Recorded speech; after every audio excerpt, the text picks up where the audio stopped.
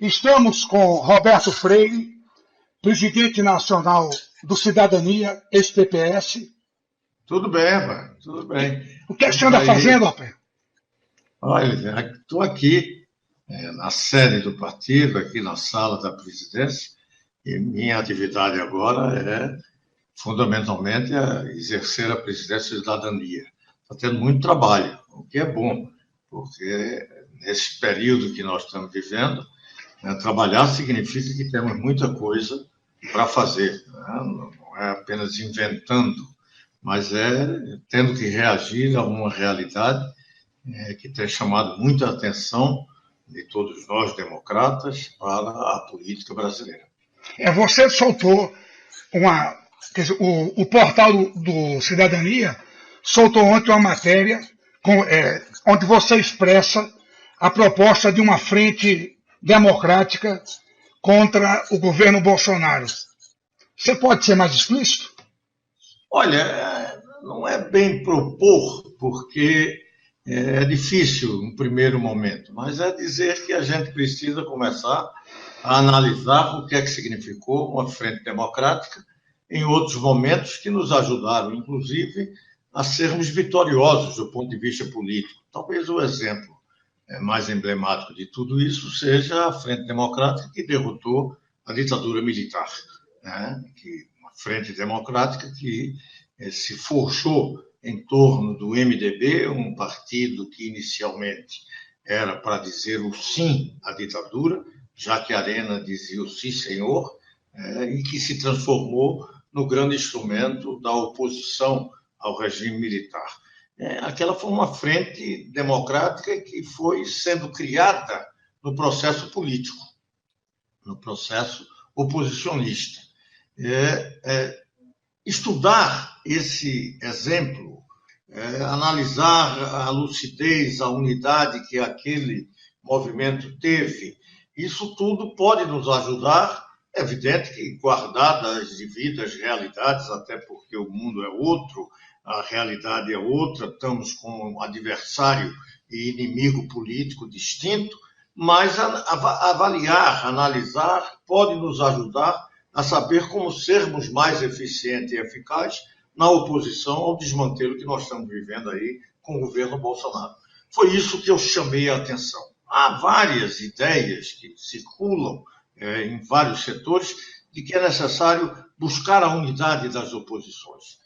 E essa é a grande dificuldade. Como forjar a unidade numa oposição muito fragmentada, com grandes dificuldades, porque, em parte, uma parcela significativa dessa oposição ao regime Bolsonaro é um dos principais colaboradores da existência desse próprio Bolsonaro, porque foi por seus equívocos que grande parte dessa massa que correu para apoiar uma alternativa a Bolsonaro, surgiu.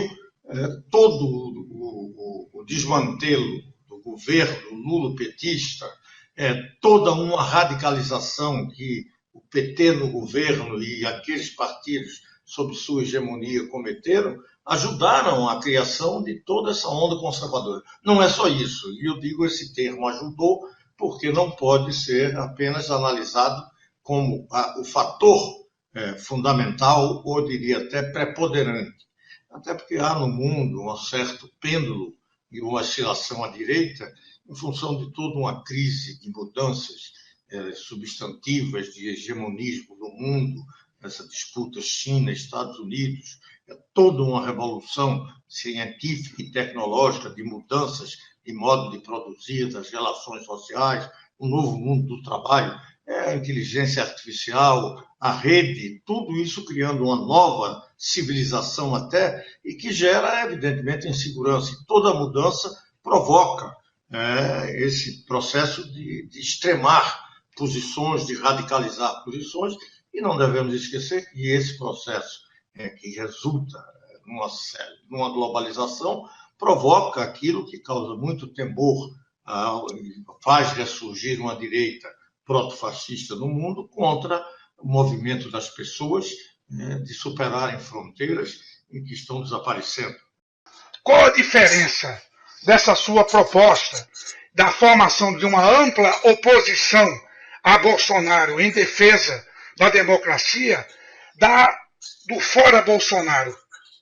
Não, é fundamental isso que eu estou querendo dizer. Então, você teve e tem, por exemplo, uma oposição que faz à extrema-direita um certo protofascismo, esse nacionalismo antiglobalizante, todo o anacronismo que se envolve nessa alternativa Bolsonaro, todo um fundamentalismo religioso que vem, tudo isso tem também uma colaboração muito efetiva e se retroalimenta, por exemplo, de uma oposição que continua imaginando que vai resolver problemas brasileiros ou ter eficácia na sua ação política com movimentos tipo Lula livre.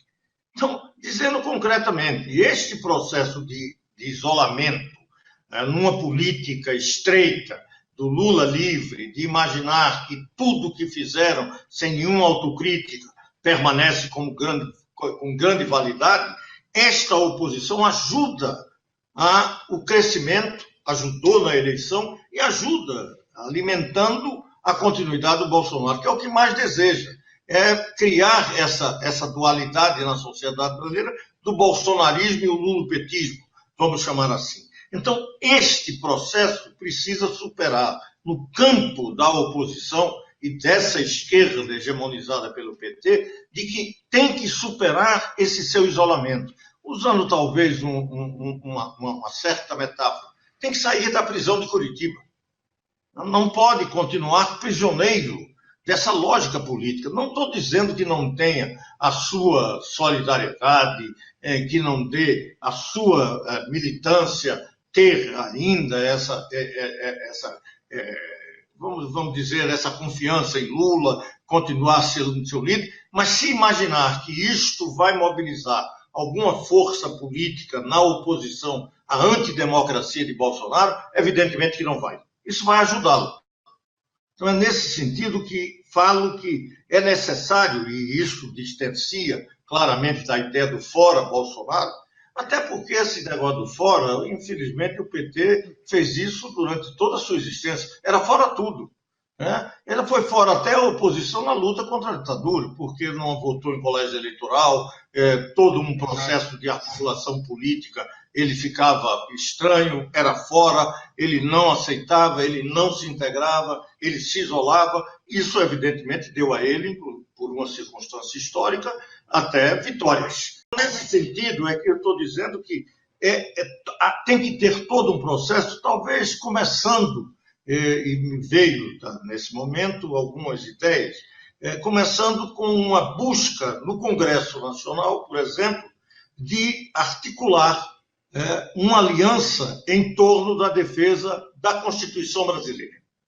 Por quê? O que nós estamos vendo? Bolsonaro tenta, e nisso ele tem método interessante, um bom artigo do Werneck Viana, teve um artigo hoje de um pernambucano, João Rego, muito interessante. Ele já teve alguns artigos, o próprio Reinaldo Azevedo fez um bom artigo hoje sobre a questão do método nessa ação de Bolsonaro, de todo dia dizer besteira, hoje escatologicamente, de que as pessoas podem evitar que piore o meio ambiente se deixarem de defecar todos os dias. Veja que coisa boçal, imbecil de um presidente da República. Mas isso tem método. Por quê? Porque isto é o pano, o cenário para um pano de fundo de que tentativas sistemáticas contra a constitucionalidade brasileira, querendo governar por decreto, desrespeitando com as medidas provisórias, com as suas ações, com as suas atitudes, tudo aquilo que significa o ordenamento jurídico constitucional brasileiro. Então, uma coisa que poderia ser importante nesse primeiro momento era de que no Congresso se buscasse articular, e acredito que o Rodrigo Maia e até o presidente do Senado são peças importantes no processo desse, de se criar uma grande aliança contrária a qualquer atentado à Constituição. E o Congresso ficar atento a isso. Já teve, inclusive, alguns decretos legislativos coibiram alguns desses excessos. Por outro lado, todo esse drama que nós estamos vivendo do Lava Jato, das questões do hackeamento que houve, toda uma discussão do devido processo legal, um certo fla-flu na sociedade que precisa, evidentemente, ser relegado a um segundo plano, porque isso é um problema que a própria justiça terá que resolver, não somos nós, não é a nossa disputa, não é a nossa impressão, leigos que somos. Então tem o Instituto Jurídico, que é o Supremo Tribunal Federal, fundamentalmente, que vai resolver e dirimir qualquer dúvida sobre isso. Mas, de qualquer forma, enquanto isso não vem, é uma crise tremenda, é uma crise atrás da outra. E toda uma campanha também tendo um centro a partir do próprio Bolsonaro de tentar desmoralizar o próprio Supremo Tribunal Federal. Alguém diz, bom, mas é só uma tentativa e eles não têm nada com isso. Então, bom, pode ter cometido erros, comete erros, mas o problema é que a instituição tem que ser preservada. E não se pode cair nessa cantilena de se imaginar que esse Supremo tem que ser modificado. Para quê? Para facilitar o golpe, para facilitar a escalada autoritária, a escalada contra a democracia. Então, tudo isso eu acho que tem que começar a ser pensado. E é evidente, existem alguns movimentos que têm essa mesma ideia. Isso não surge da cabeça de uma pessoa. Isso está mais ou menos permeando o pensamento de vários setores oposicionistas, em especial, e aí é importante dizer, particularmente aqueles que têm toda uma origem, uma trajetória na esquerda democrática brasileira. Roberto, e agora, como essa posição se coaduna com, por exemplo, a votação de projetos de interesse do país que o Cidadania votou unitariamente até com o governo, como no caso da reforma da Previdência? Olha, isso não tem nenhum grande problema, porque é um pouco da nossa tradição. Você conhece bem também essa história de nós, os reformistas. Num primeiro momento, aquilo dali tinha uma vinculação com a ideia dos revolucionários contra os reformistas, nesse jargão político do velho movimento comunista internacional.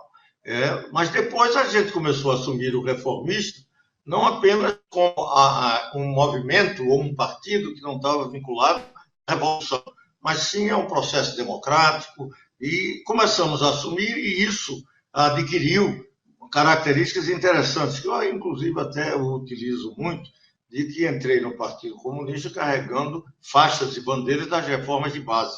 Portanto, a minha história é a história a favor das reformas. Até porque o Brasil não vive nenhum nirvana para que a gente não queira mudar nada. Ao contrário, cada vez mais precisamos mudar, até porque o Brasil está perdendo o bonde da história. Então, a mudança se faz premente, até para que a gente retome esse caminhar das mudanças e desse mundo do futuro. Então, nesse sentido, a história de lutar pelas reformas faz parte dessa trajetória do velho PCB, a transição PPS e esse rumo à estação do Cidadania. Então, nesse sentido, a reforma é algo que caracteriza bem essa ideia de que os sociais-democratas, usando terminologia até do mundo industrial, para tentar adaptá-la a esse mundo de hoje, com os liberais, podem estar construindo exatamente essa alternativa, de uma democracia progressista, de sociais-democratas, de liberais, juntos para construir uma sociedade mais justa, solidária, que são valores que permanecem independentes das realidades do mundo. Então, nesse sentido, eu vejo a questão da reforma como um denominador que pode significar a formação dessa frente democrática. Porque não é só, nesse momento agora, lutar pela democracia, até porque a democracia nós temos, é para lutar para que ela não seja atacada, que ela não seja ferida, diferente da frente democrática, que era lutar pelas liberdades. Não é lutar pelas liberdades, é lutar pela continuidade da liberdade. Pela preservação. Mais alguma coisa, pela preservação. Então tem que ter mais alguma coisa. Se naquela frente, aí ao analisar, se na frente democrática do MDB, da luta contra o regime militar, contra a ditadura, era a unidade em torno das liberdades democráticas, agora não é só preservação da Constituição, tem que ter algo mais. E as reformas talvez podem ser um primeiro denominador. Inclusive discutindo, né, algo muito importante para se analisar. Toda essa dissidência que houve na questão da votação da reforma da Previdência em dois partidos da esquerda e centro-esquerda, PDT e PSB, aqueles dissidentes dão uma demonstração de que a reforma é algo que precisa ser discutido no campo da esquerda. Se tem dificuldade no PT, porque ainda prisioneiro do Lula livre, de que fica prisioneiro, né, do seu passado, sem autocrítica, sem coisa alguma, então, se é mais difícil junto a eles, talvez seja mais fácil para esses setores que sofreram consequências de não ter essa compreensão da necessidade da reforma num Brasil injusto, num Brasil desigual, num Brasil que piorou alguns dos seus indicadores e um Brasil que não é nada solidário. Ao contrário, se houve uma regressão, foi exatamente nessa fraternidade, na solidariedade, até naquilo que se dizia que era no brasileiro cordial. Então, nós perdemos isso. Portanto, esta recuperação, essa discussão, este processo de saber como buscarmos uma unidade no enfrentamento, isso sim, dessa regressão anacrônica, desse reacionarismo protofascista, bom, o que é que a gente pode dizer? Da infâmia, inclusive, de você ter um presidente que vem declarar um herói nacional, um torturador. Um crime abjeto, hediondo, algo que a sociedade humana não pode admitir como praticado por um ser humano. Então, isso não é uma luta qualquer. Então, eu diria contra o obscurantismo, contra essa visão medieval. Então, tudo isso indica que a gente precisa começar a discutir como nos articularmos, levando em consideração que existem alguns obstáculos que precisam ser superados. Roberto, nós estamos caminhando para o final. Eu percebo você otimista com o momento. Otimista? Olha, não, eu não estou. Não dá para ser otimista, porque essa coisa pode piorar. Né? Em que, veja, nós ficamos até num certo dilema. Se a economia não tiver respostas positivas, esse governo é de uma fragilidade talvez até maior do que o da Dilma, porque não tem nada orgânico que dê sustentação, que de onde de qualquer forma tinha no PT, que tinha presença social, organizações, movimentos importantes da sociedade civil. No caso do Bolsonaro, não tem. Ele tem um núcleo aí de pensamento retrógrado, dos armamentos, um certo conservadorismo e até fundamentalismo religioso, mas sem com pouca organicidade. E se a economia não der respostas, é um governo que, pela sua inconsequência, e eu diria até imbecilidades, no falar, no dizer, no se despreocupar com liturgia do cargo, com a compostura de uma presidência da República, e isso fragiliza ainda muito mais. Mas se a economia der algumas respostas, infelizmente a sociedade, tão necessitada, acha que qualquer ganho que tiver nisso pode até conviver com despautérios na presidência da República. Então, isso são questões que estão sendo colocadas e que terão que ser por nós enfrentadas. E o dilema que eu digo é que nós não podemos torcer contra o país, até porque a crise econômica já vem há muito tempo, sofremos um processo gravíssimo de recessão, tivemos um período importante, o governo Temer, que parecia que iria criar uma boa plataforma para a retomada do crescimento, isso se perdeu. Não sei se a reforma da Previdência aprovada cria essa plataforma, alguns imaginam que pode ajudar a criar, então estamos ainda sem termos bem a noção do como serão as respostas na área econômica. Na área da política, o desastre será algo previsível. Veja, por exemplo, o que está acontecendo agora. Um dos sustentáculos desse governo Bolsonaro, do ponto de vista da política, era a presença do Moro. Né? E hoje nós estamos vendo que ele está esvaziamento. Ele está sendo esvaziado. Não, ele está sendo fritado também. Exatamente. Além de aspectos graves que estão sendo discutidos, o Fla-Flu, sobre a questão do Lava Jato, independente dessas questões, ele está sendo fritado. Claramente, algumas das declarações hoje do Bolsonaro são enredos que anteriormente já vimos em relação a outros ministros que foram defenestrados. Então, como Santos Cruz. Como Santos Cruz.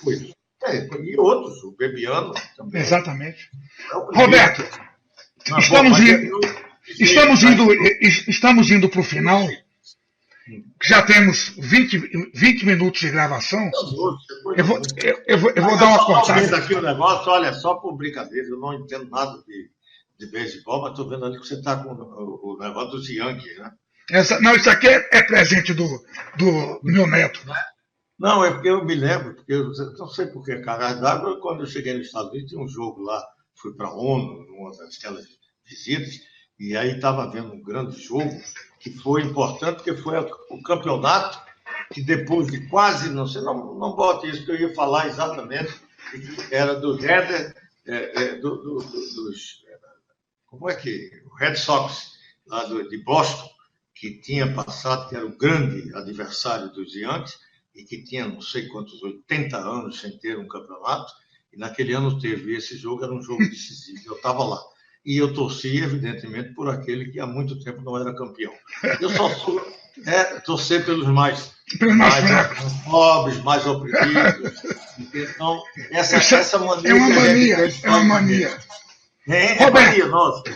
Roberto, então, muito obrigado por sua entrevista. Sim, mas olha, eu acho que é importante dizer que não é otimismo, mas é dizer que a gente tem um objetivo que é factível e que talvez seja de fundamental importância para a gente preservar a democracia, as nossas liberdades e ter uma alternativa para esse país com vistas a superar nossas desigualdades, nossas injustiças, que é uma sociedade mais justa. Vamos retomar a nossa prática do ano passado e voltar a ter essas conversas com intervalos mais curtos. Um grande abraço, Roberto. Estou à disposição. Agora, você que gosta dessas parafernálias tecnológicas, já conseguimos fazer isso. Nós estamos falando aqui pelo Google Duo. Você está. Isso aqui é uma gravação. É uma gravação, praticamente, é uma live. Quase uma live. Tá ótimo. Então tá. Um grande abraço. Grande abraço. Até breve.